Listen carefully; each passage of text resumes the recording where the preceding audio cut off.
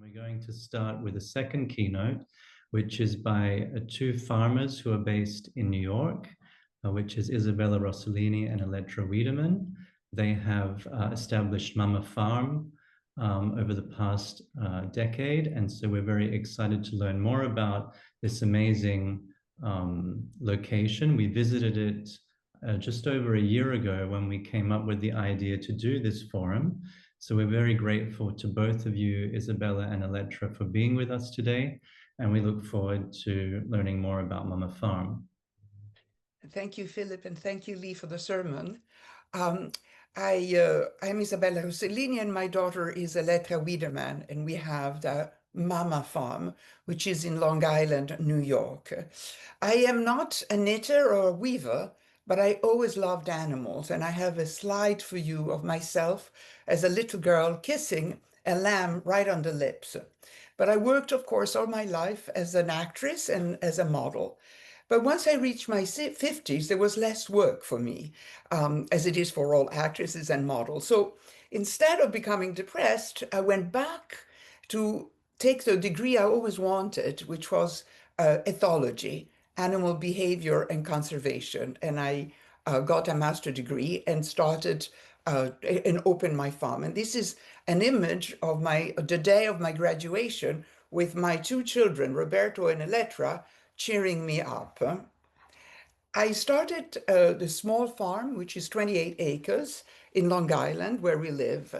At the university, I have learned, you can go to the second slide. Yes, this is an image of our farm. At the university where I was studying, I learned that many animal breeds, farm animal breeds, are endangered. Breeds, not species. Chickens are not endangered, but as a species, but different breeds of chicken are disappearing because industrial farming tends to create monoculture, diminishing biodiversity. So the breed of chicken that are fatter or bigger or have more eggs are the breeds that are favored because they bring more money.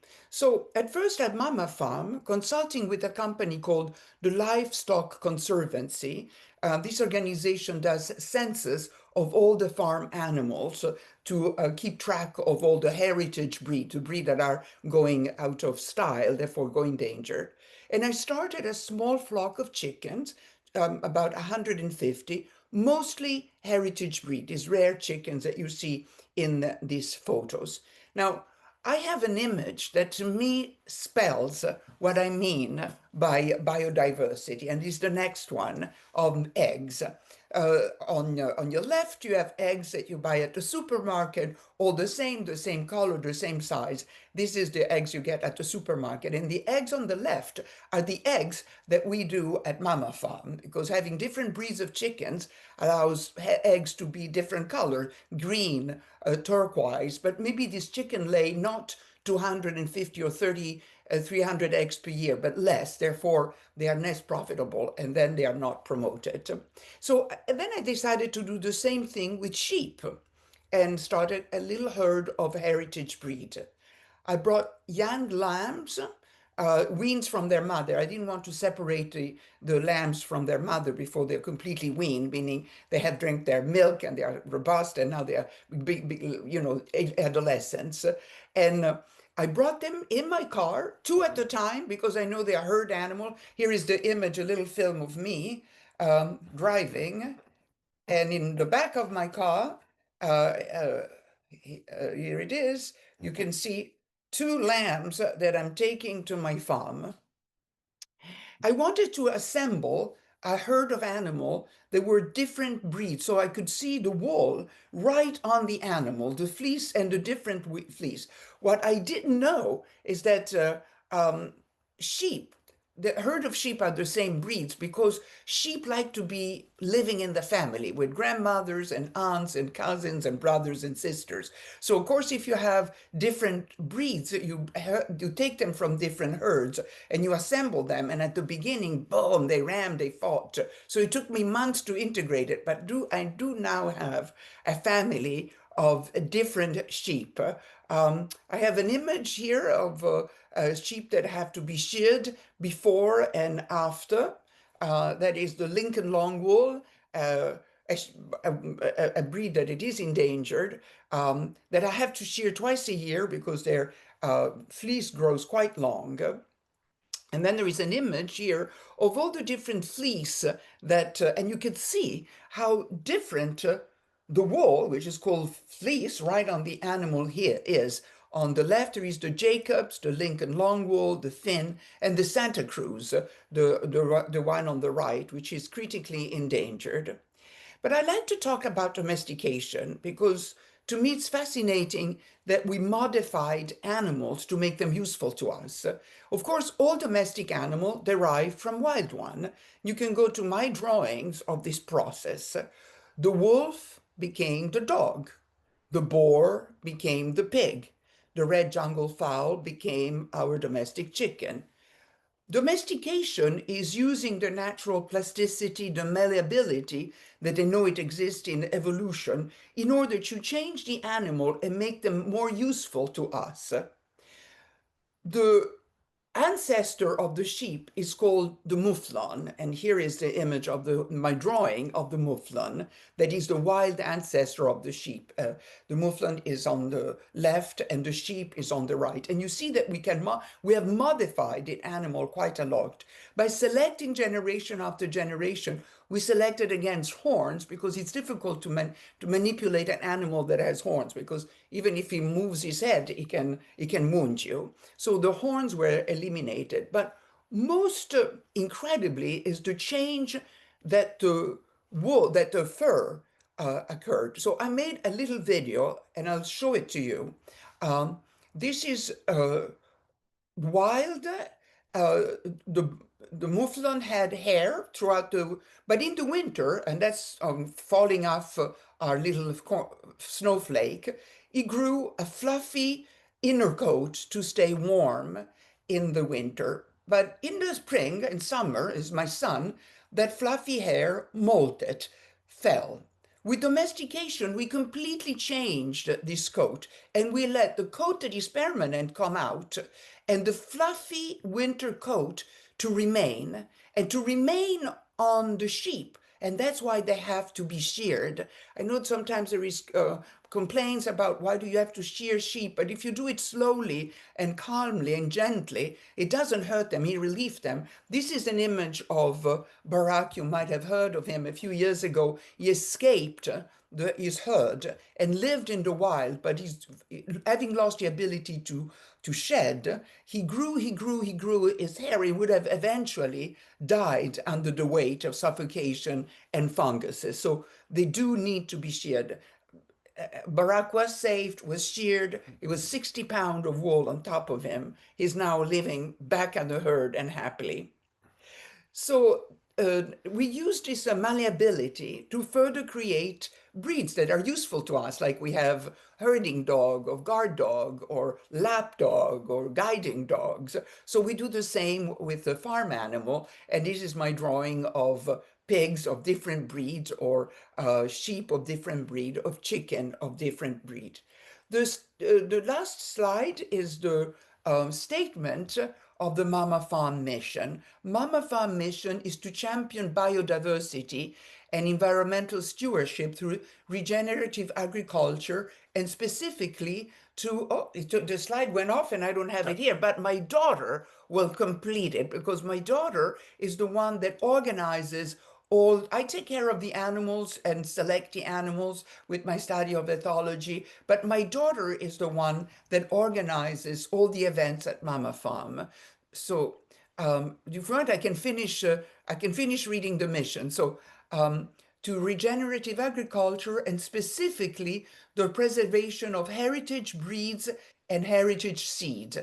Every offering we share is grounded in deep respect and renovation of Mama Nature. That's why we are called Mama Farm. And here is my daughter, Elettra. Hi, everybody. Sorry about that last slide. My name is Elettra Wiedemann. I'm Isabella's daughter. I've been working on the farm now for, I think I'm in my 7th or 8th year. And originally I wore many hats, but now I focus on programming. Before I get started with my presentation, I always like to say very openly that I'm going to go through a bit of an arc, and it's going to seem like a very tidy story, but I just want to assure everybody who's watching right now, who's starting a brand or starting a farm or starting anything new, that this was really a very messy process with a lot of trial and error and a lot of learning from mistakes. And so it always felt very discouraging to me when I would go to conferences and everybody would present these beautiful, tidy stories. I would just feel, like I wasn't doing things right. So I just want to reassure anybody who's watching this that Mama Farm has come together now, but it continues to be a learning process for all of us. And there was a lot of messiness along the way, as a farm is. So why did we call it Mama Farm? I mean, obviously because it's female founded. My mother founded it, and it's female run. I run it.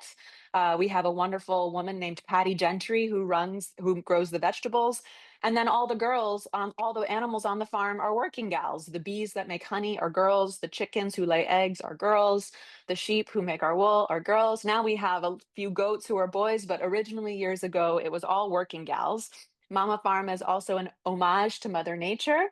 And then before we originally named it, we noticed that a lot of moms and parents, but mostly moms, came to our farm.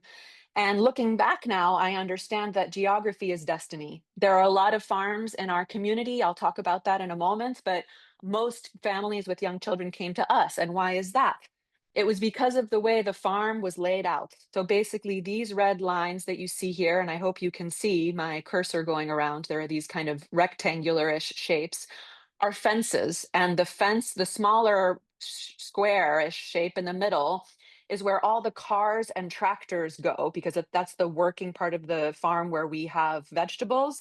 And then anything outside in the larger square has no cars, no tractors, and is basically free roaming animals and flower fields. And so parents would come with their small children because they knew they could set their children free to run, and they would still be in nature running with animals, but also safe from cars, from the road, and from the tractors where the farmers were working. So geography is destiny. This is a famous phrase we heard, I think, from Napoleon, and it's very true. And it was also true of Mama Farm. So as I mentioned, we live in Bellport, New York, and it's a wonderfully rich community. There are so many farms near us.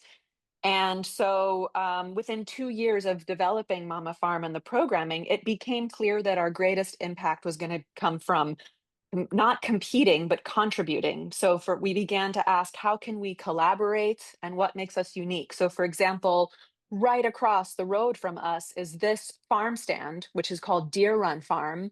And if you look on the left side of the screen, you might see some pictures on the top. You can't really see them, but there are black and white pictures here.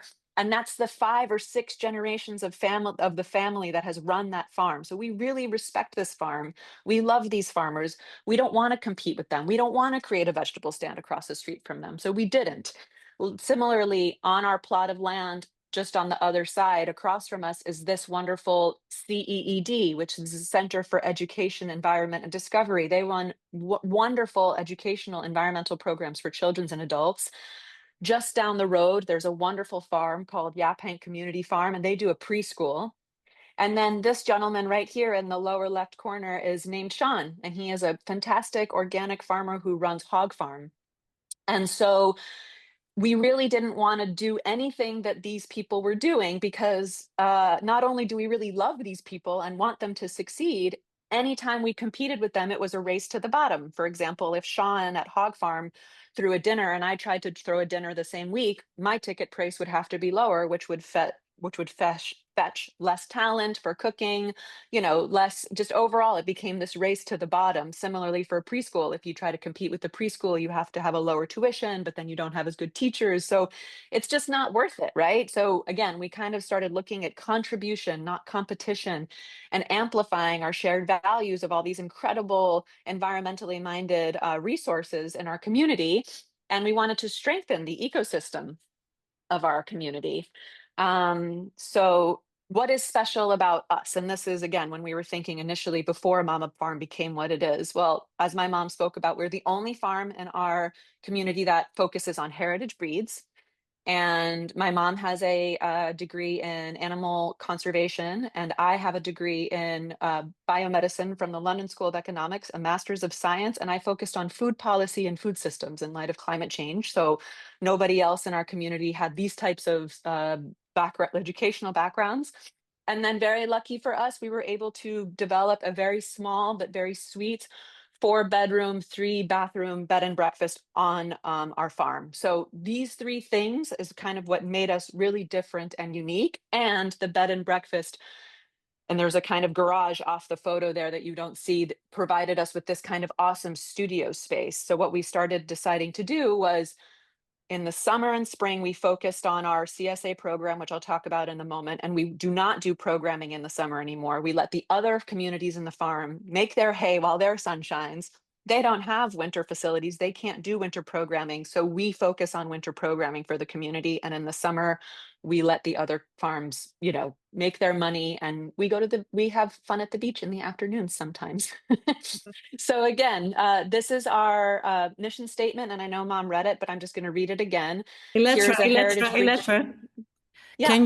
Can you make full screen, because people don't see yeah. the image? Sure. Sorry. It's fine. Here we go. Thank you. Perfect. So Mama Farm's mission is to champion biodiversity and environmental stewardship through regenerative agriculture. And now it's in full screen, so I can't read. You guys are blocking, but it's basically the preservation of heritage breeds and heirloom seeds. And every offering we share is grounded in deep respect and reverence for Mother Nature. And as you'll see, there's a heritage breed sheep, heritage breed chicken, and these are the types of interesting vegetables we're able to grow with the heirloom seeds that we collect with the help of Patty Gentry, who's the farmer. Really beautiful. So as Mom mentioned, she began with 150 chickens, which we quickly learned produces a lot of eggs. In fact, it produces about 13,000 eggs in a single season. So to manage this abundance and other farm goods that you'll see on the left-hand screen here, we started a CSA to share these goods with our community. And in a CSA, we ask members to invest in the farm at the beginning of the year. We write an email to the community and we say, who wants farm fresh foods during the growing season? People write back and say, yes, who wants them? Our offerings are vegetables, eggs, honey, and more.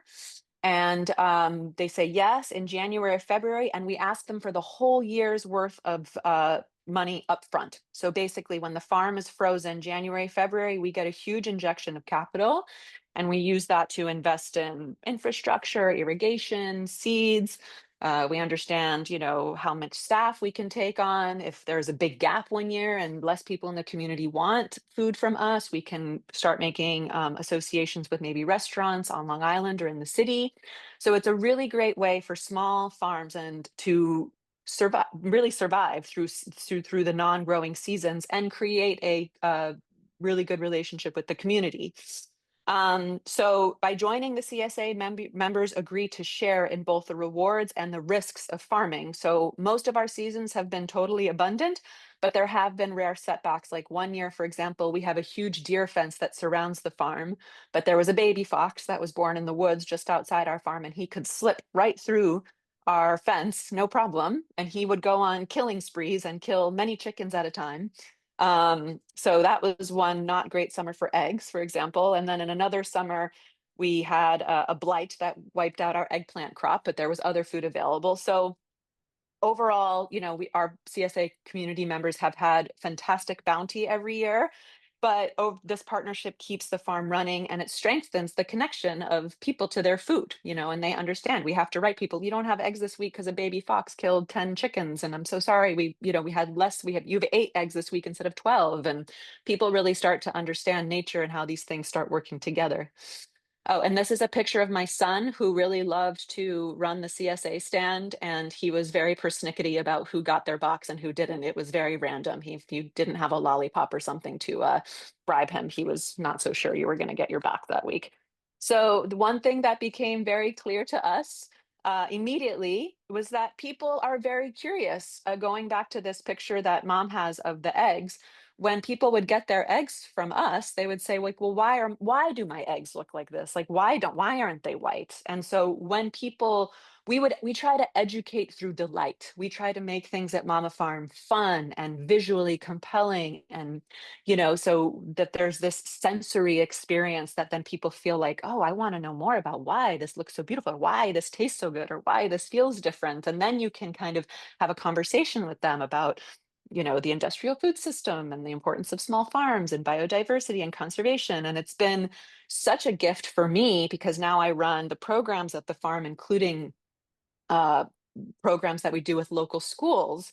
And these this education through delight model has helped to inspire so many great conversations about value with grownups and children alike, right? Because obviously there's value on a spreadsheet, like profit and loss, but then is there not value in health?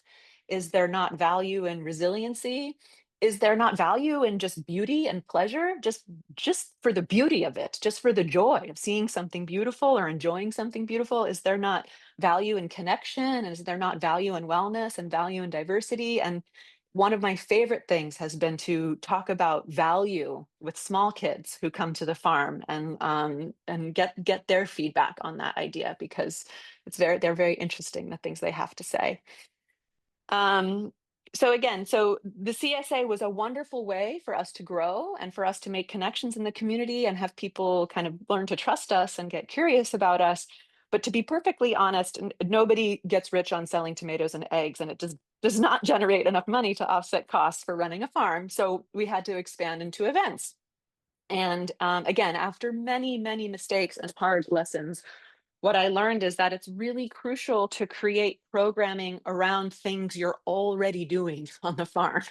If there's anybody out there who's just starting a farm right now, I guarantee you there are 10 or 20 things you're doing in a given year that you take completely for granted or don't think are as interesting, that a person who's not involved in a farm would be fascinated by. And so what really changed the needle or shifted the needle for us was when I started thinking about, okay, what are we already doing? What do we already have?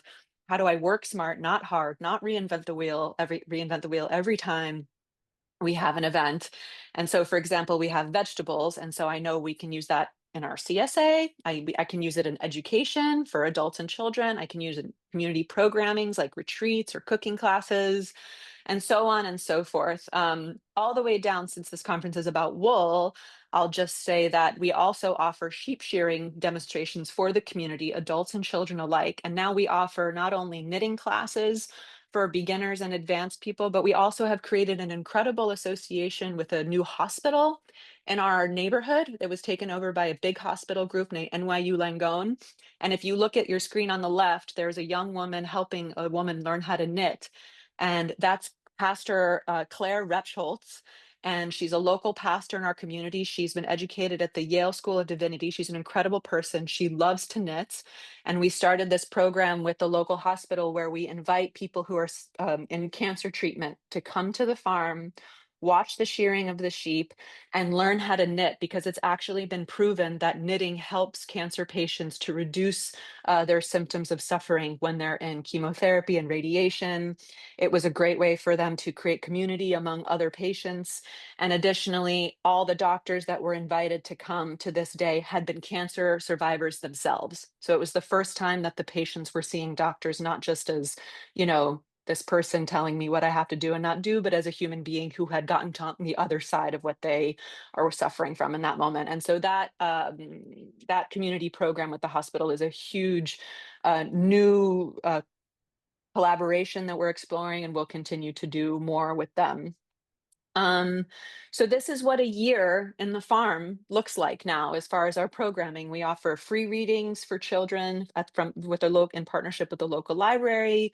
We have health focused and food focused retreats. One is more around menopause and perimenopause. One is focused on kind of resetting and reclaiming your health when you've just feel like you could feel better, but you can't figure out, what you're doing wrong. And you come to the farm, and we kind of, with these two women, Farah and Kiori, reset your habits and farm fresh foods and That's a really successful program. We have book discussions and debates that are open to the community. We do basket weaving, we do yoga and meditation. We offer dinners we offer for big birthday parties and for milestone events. We also do weddings, we do floral workshops, and then we always have lots of programs for kids. We've also done voting drives at the farm.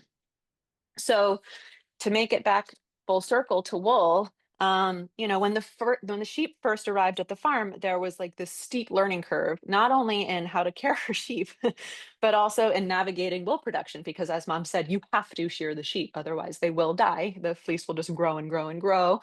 When their hooves need help, you know, their hooves need to be clipped. I mean, you really have to take care of that animal. We have domesticated that animal to the point that they cannot survive without humans. So we had this wool, and what we realized, especially once we started connecting with other sheep owners in the community, was that turning our wool into wearable products simply didn't make financial sense. In order for us to sell a sweater from our sheep and make a return, the sweater would have to cost like $500, $600, $700. And consumers are used to synthetic blends, and they're used to getting a sweater for like $8 or $12.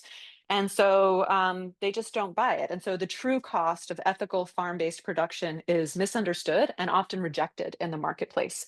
So what was happening for us and for many other local farms was that people were shearing their sheep and then they were burning or burying the wool. And that's because a lot of the domestic wool industry in the United States has largely been shipped and dismantled, and processing has been moved overseas. And today there's only one mill left in all of New York State, and it's an incredibly wonderful mill run by an incredible woman, but obviously they're quite overwhelmed with the amount of wool they get. And so you're lucky to get your wool back within 6 months once you send it there for processing. So to play around with this conundrum, Mom and I began experimenting with farm to fashion collections. And our first concept was launched with Moda Operandi in collaboration with a young designer who you see in this with her pregnant belly here. She had twins later that summer named Aisling Camps, and she was later nominated for a CFDA award in 2024. And this small wool collection with Moda launched an awesome conversation within the industry and with industry leaders and outlets like Women's Wear Daily and Vogue. It gave us a platform to talk about farm to fashion. A lot of people think about, you know, farm to table, but farm to fashion is the same exact principle. All food and all fabric starts on a farm. And so we started trying to engage designers, especially young ones, about where their materials were coming from and what decisions the ripple effects of their decisions. And we've also created programming for universities like Parsons and RISD, Pratt, which are all local kind of fashion schools in the Northeast of the United States. Mom also developed beautiful line of hand woven ponchos that she did herself, which you can see there in the photo. And she also made wool blankets.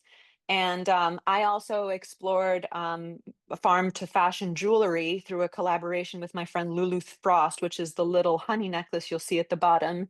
If you look at your pinky nail right now, that's about the amount of honey a honeybee will make in its whole entire life, 1/12 of a teaspoon in its whole life. One honeybee survives about 6 weeks, works itself pretty much to death in that period of time, and they make 1/12 of a teaspoon. So that little jar of honey contains a lifetime of work for a honeybee. And all of this is just to kind of really get the community engaged in farms and the preciousness of the materials and the things that they're consuming, no? Because we've all lost track of that. And as I said, we offer live shearing demonstrations, knitting classes for all level. We have this incredible partnership with the hospital, which we're going to continue to pursue, especially with regard to knitting and helping patients to go through whatever treatments they're going through. And these programs help people to experience the source of their clothing and their food and deepen their understanding of sustainable systems, artisanship, and the true costs of fast fashion and fast food. And I thank you very much for listening, and I'm sorry for all my technical issues. No problem at all. We're super grateful that you've both been able to share with us.